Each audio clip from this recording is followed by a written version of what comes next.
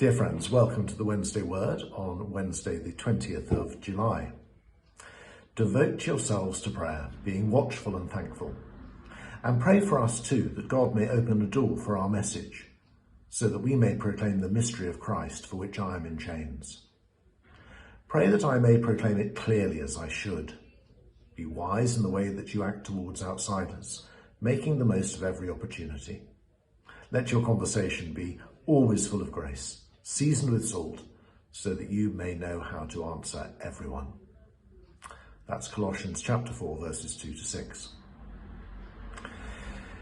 Now, as I hope you know, in October we are planning to run a whole church Alpha course, and we hope that everyone in the church will be involved in some way, by praying for the course, by helping with the catering and the setup, by leading or co-leading one of the groups, inviting friends to attend, spreading the word around the town, or sharing our stories with other people.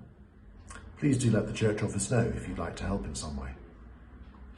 These verses from Colossians came up in my Bible reading a couple of days ago, and I thought how appropriate, helpful and reassuring they are when it comes to thinking about how to share our faith with those around us.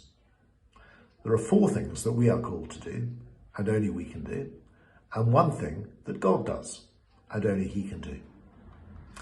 I was very struck by how all of the things that Paul encourages us to do in sharing the gospel are to be done together, not alone. First, we are to devote ourselves to prayer, being watchful for where we see God at work and in the people around us, and thankful when we do see those signs. Secondly, we are to proclaim the mystery of Christ, which means we're to proclaim the gospel, and that's just what the Alpha course does, and why we want to encourage as many people as possible to come.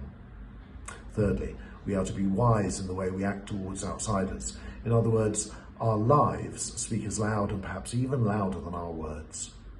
The way that we live as Christians and the way that we interact with each other is a powerful witness to the watching world.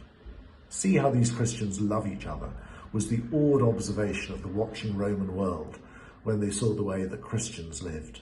That's quoted by Tertullian, who lived between AD 660 and 225. He was a Roman theologian and church father.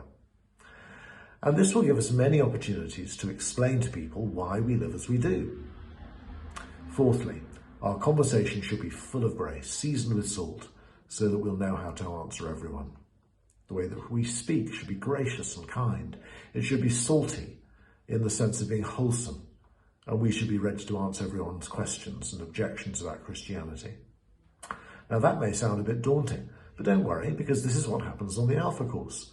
People who are not yet believers meet Christians who they find really love each other and who are also concerned about them and interested in them and their concerns and questions. So we should not underestimate how radically countercultural these 4 things are as we do them together: prayer, proclamation, our lives, and our conversation. And all of them happen on Alpha.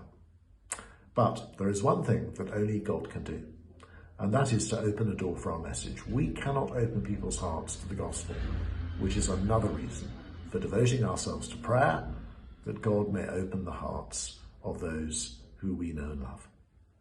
God bless you today.